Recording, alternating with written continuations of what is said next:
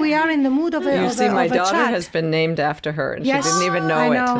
No, I do. I do. Yeah, no, I know and you know do you it, know what the actually. name means, eh? Yeah. The name is very strong meaning. Say it again. It means protector of humanity. Oh, I have to tell Defender her that. of humanity. Defender, I have to tell her. And one day she has to meet you. Ah, yes. Yes. She can come and stay Yeah. with me for some time. My daughter's name is Alessandra, but I didn't know Alessandra at the time. But in a way, after I met Alessandra, I said, actually, I like the fact that you share the name of my daughter, because I wish I named her after you. She's somebody who I would love my daughter to emulate, although I'm not sure I would want my Alessandra in all the war zones that this Alessandra has spent time in. I think I would worry too much. What was going through my mind is I'm dying. If we can't make it through the gate again, we're gonna die here. We're gonna die in a UNHCR car, and we're gonna die in the full functions of my duty. And I was holding the hand of the person next to me. The driver saved our life. Alessandra Morelli's life has taken her from a convent to the front lines. She's seen it all, and she's a force of nature, one of the most positive people I know. Where does that drive come from? I'm Melissa Fleming, and this is Awake at Night.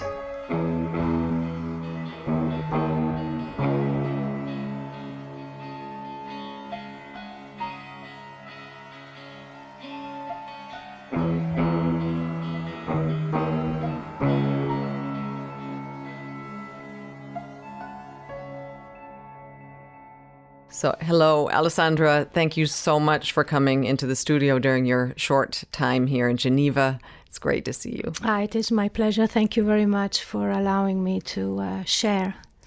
Yeah, I know you just came here from your current posting in Niger, but I want to first ask you, you at one stage almost lost your life working on behalf of refugees, the displaced people in Somalia, in Mogadishu. It was February, it was 2014. What happened? Yes, well, Mogadishu, 2014, just a day before Valentine's Day. It's very difficult to forget. That morning, I decided to go and supervise the finalized security work in the compound, in the UN compound, where the UNHCR had an office and its accommodation. And just to picture what these compounds look like, they're fortresses in the middle of a city, Mogadishu being at very high risk. So after touring around and being briefed, I was satisfied with the works. I was returning, and at a certain moment, there was this enormous.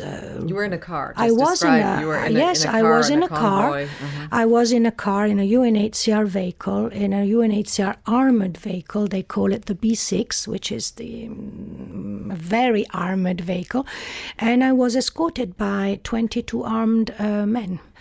So I was in the car, I was reading, I was preparing my intervention with the Minister of Foreign Affairs, I remember, and at a certain moment, an incredible bang, and the car rocked right and left like a ball of fire in the air.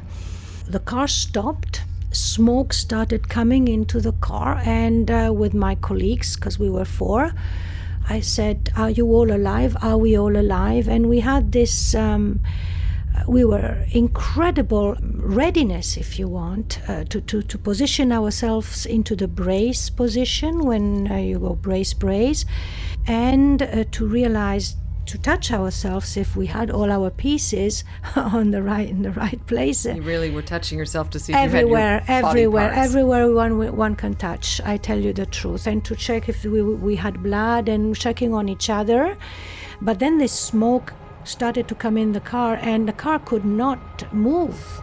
So the guards started shooting all around us to ensure that nobody would come close to the car, and we were asking for help. We were not far away from the entrance to the compound, and people saw this ball of fire, which was the suicide car. The suicide car hit the car, went on our car. And so the suicide car was actually driving against us, driving into against your us, car yes, in order to blow your car up, absolutely. targeting your car. They do it.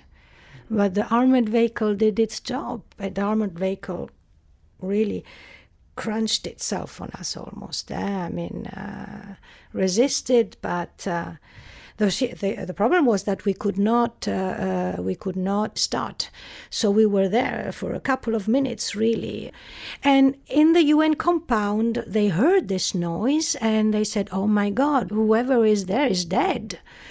Because this ball of fire, a big sound, and then in a few seconds, but it's UNHCR, and then even more, but it's the rep, it's Alessandra. So you went from it's UNHCR, it's the rep, it's Alessandra, it's Ali in that car. No, so it was incredible how they recounted this to you afterwards. Yes, so from the very general to the person that was living in the compound, I was living in Mogadishu. To be what were you out. thinking at the moment when that ball of fire surrounded you? I said to myself, "Oh my God, this is now happening to me." You always read, you prepared yourself, but living in Mogadishu and working in Mogadishu like it was in Afghanistan, like in every high-risk environment, you always think it will never happen to you. But whenever there is a sound and you operate in these environments, you're already associated to an attack. So, in that sense, the sense of vigilance and readiness is always there. So when you knew it was happening to you, what was going through your mind? What was going through my mind is I'm dying. If we can't make it through the gate again, we're gonna die here. We're gonna die in a UNHCR car, and we're gonna die in the full functions of my duty. And I was holding the hand of the person next to me. The driver saved our life. How did the driver save your life? Saved my life by trying to restart that car. He remained cold, focused, and that car started after a couple of minutes, full of smoke, as I said, inside, and it moved at the chitty chitty bang bang, like this, and we arrived in the compound, and there we had the care of everybody. My reaction was, I could not, the only piece of the suicide bomber I saw was a part of his arm. The rest was totally blown. I looked at that arm and I entered into communication with that arm. I had to. And my question was, why did you do this? Why did you do this? And what hurted me most, because of course I went into therapy through this system called the EMDR, which is the eye movement. It's a tactic that helps you rehabilitate like in a film, like I'm doing here with you today. But today I'm able to talk about it. Before I was not. So the therapy helped me re-establish the trauma and re-elaborate it and to put it back into that right dimension that today is a memory that I am able to share and not something that is victimizing me or or blocking me. Yeah. So it's not, as I say, it's a train that is passing by me and not a train that is passing inside me. It took several days before you recognized in yourself it took that you several actually days. needed help. Yes, we did not want to leave immediately. Well, let me tell you that 7 people died. The bypassers died. And so when I elaborated the situation, there are 2 moments where I could not proceed anymore. One is I left that compound. Somebody must have betrayed me. Somebody must have informed somebody that in that car, for that moment, there was a high profile. I'm not a high profile person, but in that moment, in that car, there was something more juicy, if you want. Let's put it that way. That hurted me. The sense of betrayal hurted me. So I had to elaborate that. And then the moving ahead is the fact that UNHCR brings life. That day, UNHCR car brought death. because of me passing, because of the UNHCR car passing, 7 Somalis died. And these 7 Somalis were just being deported from Saudi Arabia. They were, because I was close to the airport when it happened. So 7 Somalis deported from Saudi Arabia, just standing in the street, not knowing where to go. They had been migrant workers in Saudi Arabia, and they had just been deported back to Mogadishu, and were bystanders. Yes, next to the little coffee shops and tea shops, wondering what next in my life, no? So I did not want to leave Mogadishu immediately for several reasons. One, because I react by reconciling with the environment. If I left, I would have probably never come back. And 2, the sense of responsibility. So I was the victim, but at the same time, I was the incident manager at the same time. So I had to manage the anxiety of others. Oh my God, the rep has been hit. She's going to go now. What will happen with us? This is how it is, in the high-risk environments. Working in high-risk... a lot of the colleagues are national staff, yes, right? Working in high-risk environments, the manager becomes a bit everything for the staff. It's not just the leader. So who were you to them? We were living together, eating together, fighting for challenges and overcoming challenges together, 24 hours a day, even with the national staff. I think we were all, not only me for them, but we were a core. It was a very tight family. So I said, how am I going to manage this? We will reconcile. I took all the affection of the people. I said, let me get all the affection of the people in the UN compound. It was a moment where everybody would come and hug you. I said, let's take all of this energy. But then I was sitting several hours a day in front of the car to reconcile. And after I realized I needed to go because a colleague threw a Coca-Cola can, and the can hit the ground and made a noise, and I jumped. And that I said, no, now it's time to go. But it was the right time to go because I reconciled somehow. I stayed 3 weeks at home doing this elaboration. So you went back to Italy? For physiotherapy also, because my back was hit and my back still suffers today. My vertebrae collapsed. It was the impact of the explosion. Of course. So both the passenger sitting in the front and myself were the ones hit. Him more than me, and he bears the consequences today. Initially, this was to get medical treatment, physical medical treatment. Physiotherapy. But then you realized that you needed help for PTSD. Absolutely, to avoid entering into PTSD. Okay. And this was your own decision. Yes. You self-diagnosed yourself that you had what's called post-traumatic stress syndrome.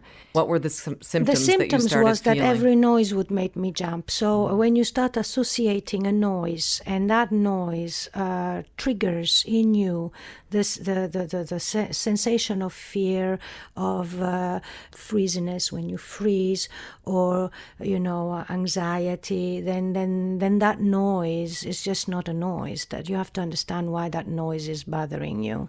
So, this is another thing. It's 26 years I'm now with UNHCR, and most of my career I developed it in war zones. So you do develop a self-capacity you become a bit of a psychologist as well. Because I've grown in leadership line, of course I read, and of course I did some courses, and of course I asked for help on how to manage a team in a high-risk environment. This, I have to say with all honesty, I have learned. I think a number of colleagues that I've met, I think maybe didn't reach out for the help they needed. No. They look around them and say, others are suffering more.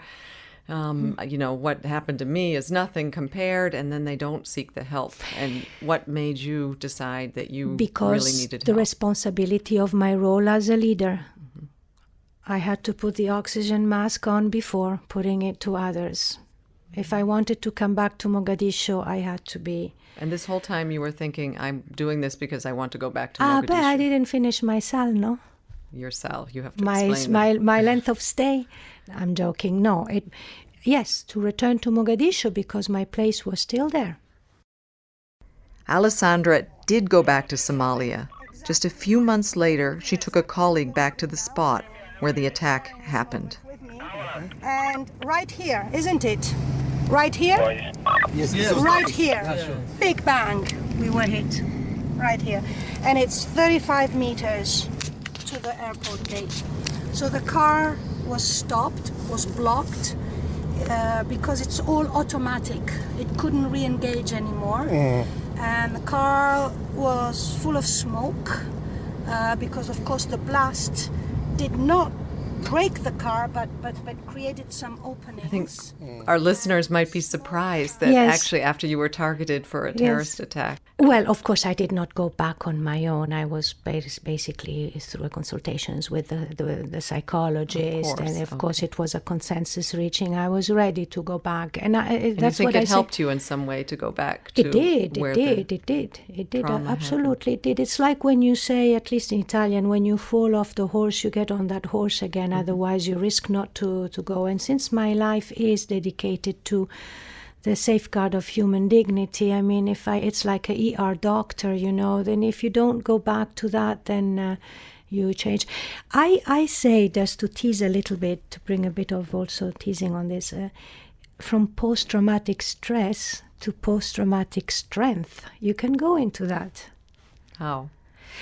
By being humble enough to go through this elaboration and this pause and try and seek help to reassess a little bit the image of what happened and put it in that right position and Did you keep anything from that day? I did. Can you describe what it was? I have a picture of the site. And you can see how that suicide car is now like paper mache.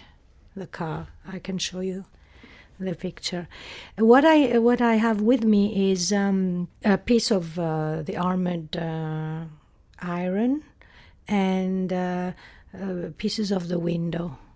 It's in a small little bag there. It's in a little bag. I put it in a little bag. Yeah.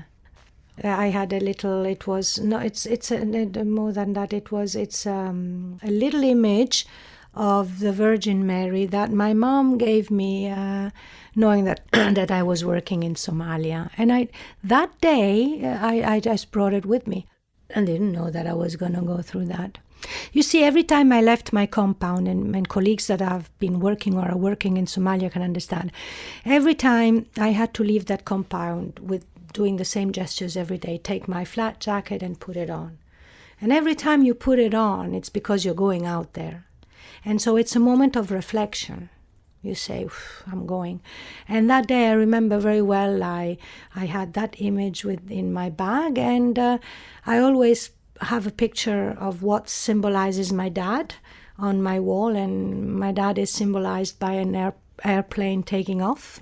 So he was an executive at Alitalia, right? The Italian national plane, airline. It's that plane that carries his name. So for me, has a certain symbolism and a certain strength. So that takeoff, always above the clouds and go above the clouds, and don't stay into the nitty gritty. Just go above the clouds, and you see things from a different perspective and easier to solve. So I just put my hand on it. I said, okay, I'm out of here. God knows if those gestures, you want to bring a little bit of magic around that, right? You felt that they were protecting you in some way. Somehow I always do.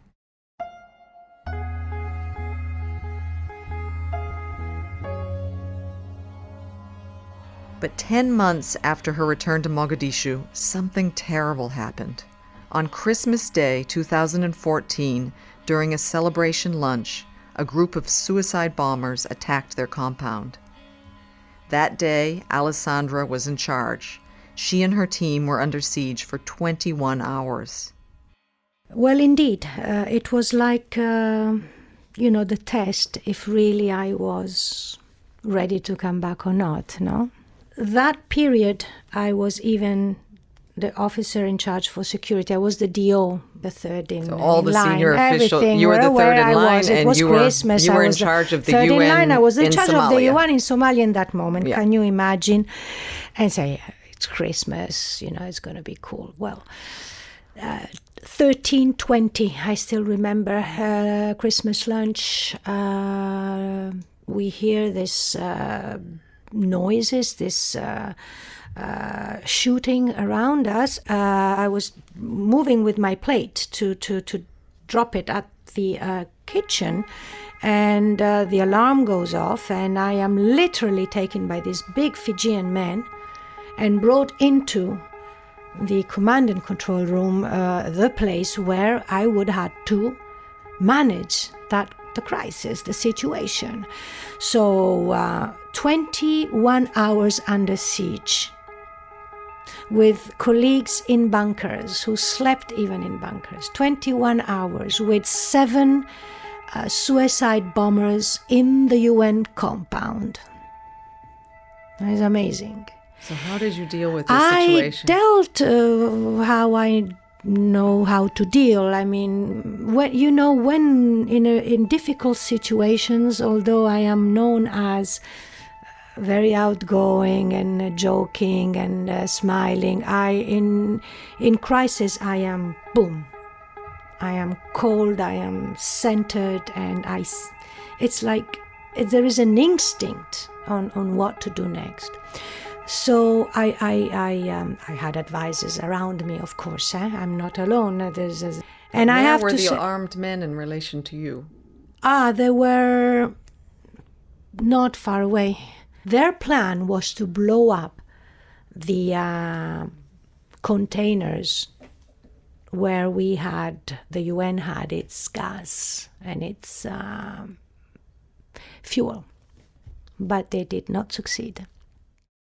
Tragically, 3 African Union peacekeepers and a civilian contractor were killed before the siege ended. The UN staff were all safe. You spent most of your life at UNHCR in war zones. Do you have a faith that has helped you get through these really difficult times, things that you see? Is there anything that keeps you going? Yeah, I believe that there is somebody that is the father and the mother together, father and mother of us. I just can't believe that beauty like we are just came like this. There must be a design behind, no? So yes, I believe in that value, in that I'm not somebody who goes to church every Sunday, but I feel that naturally these values of solidarity and respect are very strong, because they come. They come. I discovered them within myself, and then they are a product, and they are, I think, generated by the fantastic life I lived throughout my childhood until now in different locations. That's why I say my journey in the mist.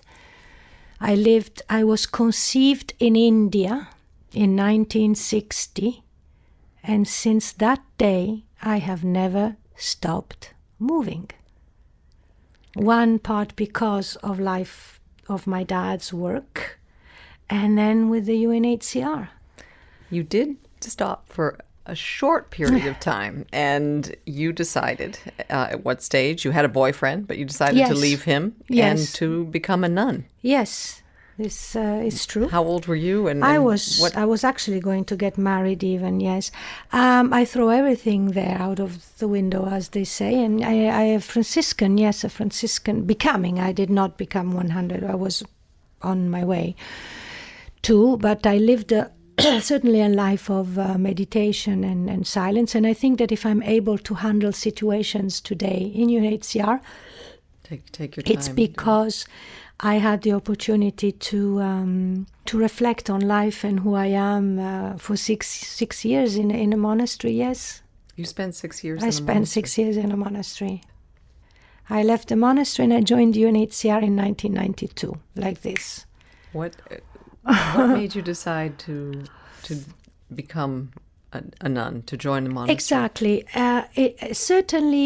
It's this strong drive, because I've been in different. I wear different dresses, different shirts, if you want, or different colors, but the leitmotif is always the same in different dimensions, and it's this very, very, very clear, the safeguard of human dignity.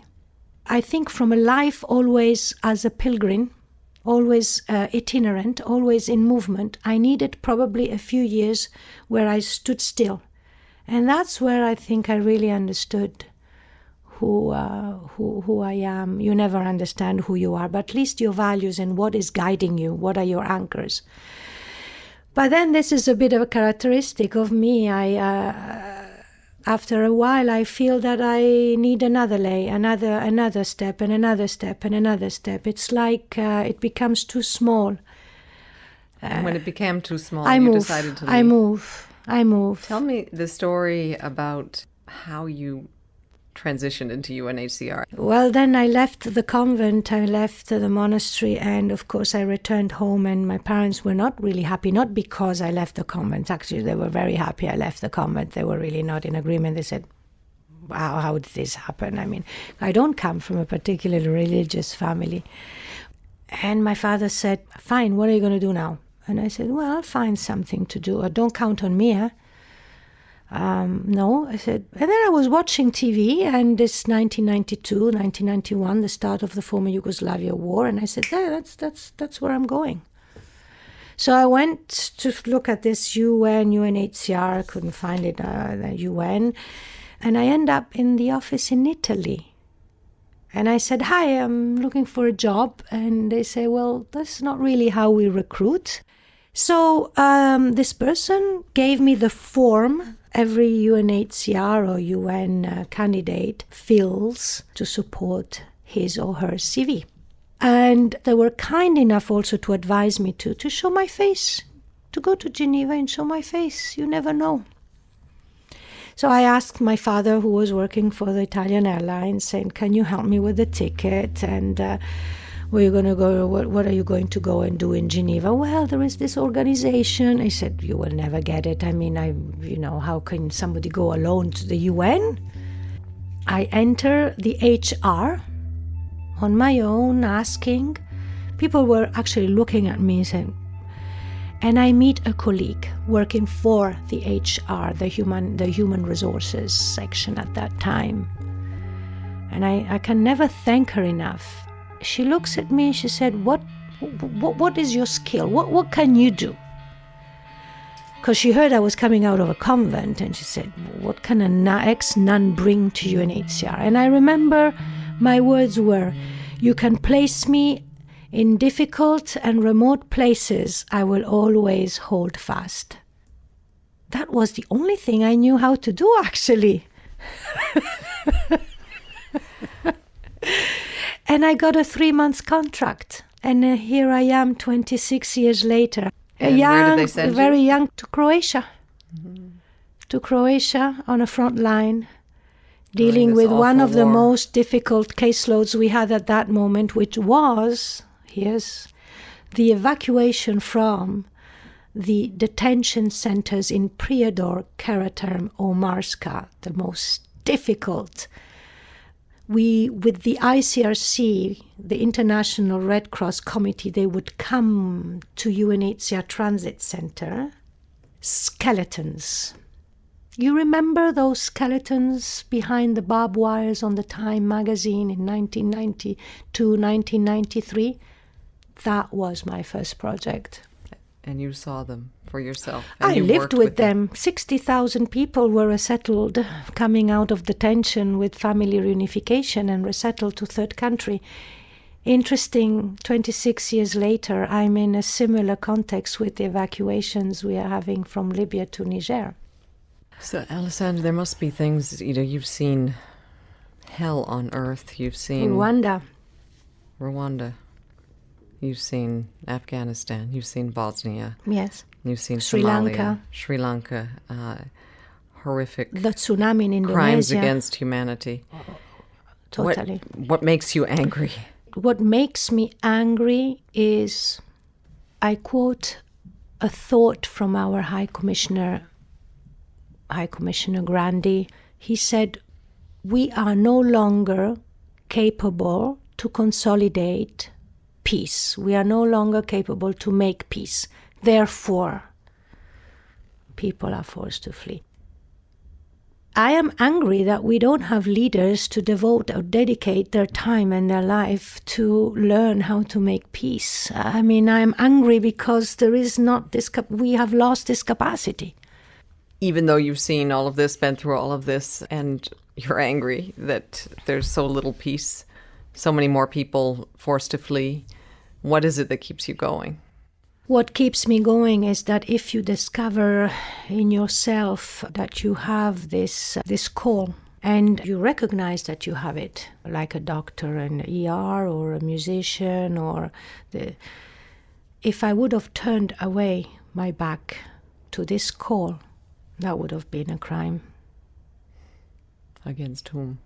Against humanity, quite frankly, in the sense that if you discover that you have a call to live in the mist and to fight for human dignity, and you just turn the page or you zap with your, like for a TV channel.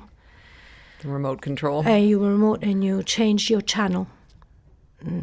I would have been angry with myself. I probably wouldn't have been the person I am, no?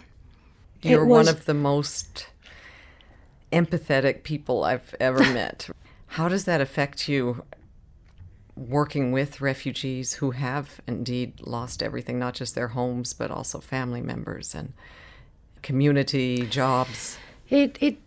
Well, I think this is, the empathy is there, but there is at the same time, when I am in action, I think it's like a surgeon. There is something, I don't know how to explain it, I'll find it, that you keep keep the distance and I depersonalize. Then a few days later, when I am maybe sitting or relaxing, then of course I go through it with different feelings. But on the moment, I have to take decisions, I react, I have to guide a team. Alessandra, these days, what keeps you awake at night? What keeps me awake at night is this project that has started between Libya and Niger, these evacuations of persons of concern of UNHCR that have gone through detention and are still in detention. And what keeps me awake at night is we need to get them all out, but do we have the means? Is there anything from your past that keeps you awake at night? I have to say that despite having gone through difficult situations at work, I have this incredible gift to be able to sleep really almost 8 hours full. But of course, during the day, something might remind me of something. And yes, I remember in 1993 in the Kuplensko refugee camp where a tent got on fire and a kid lost its life. There's many things, but there is this gift, and this is why I'm saying I'm fit probably for this job. There's this gift that allows me to take it, feel it, but allows me to carry on, I would say, also with a sense of serenity and joy. Alessandra, thank you so much for coming into the studio. Thank you for talking to us on this podcast. Thank you very much. And all the best wishes for your important work, and stay safe. Yes, I will. Thank you so very much, and sure, I will stay safe. Thanks for listening to Awake at Night. Find out more about the series and see pictures and videos of Alessandra by visiting unhcr.org/awakeatnight. Find us on Facebook at UNHCR, and on Twitter we're at Refugees, and I'm at Melissa R. Fleming. You can also follow Alessandra on at UNHCR_Morelli. Thanks to Alex Court and the fantastic design and studio teams here at UNHCR, and to my producers, Bethany Bell, and also Laura Sheeter of Chalk and Blade. The original music for this podcast was written and performed by Nadine Shah and was produced by Ben Hillier. Nadine's latest incredible album, Holiday Destination, was inspired by the Syrian refugee crisis. This is the last interview in this series of Awake at Night. We'll be back with another season soon. Please share your thoughts with us using #AwakeAtNight, and do rate and review us wherever you get your podcasts.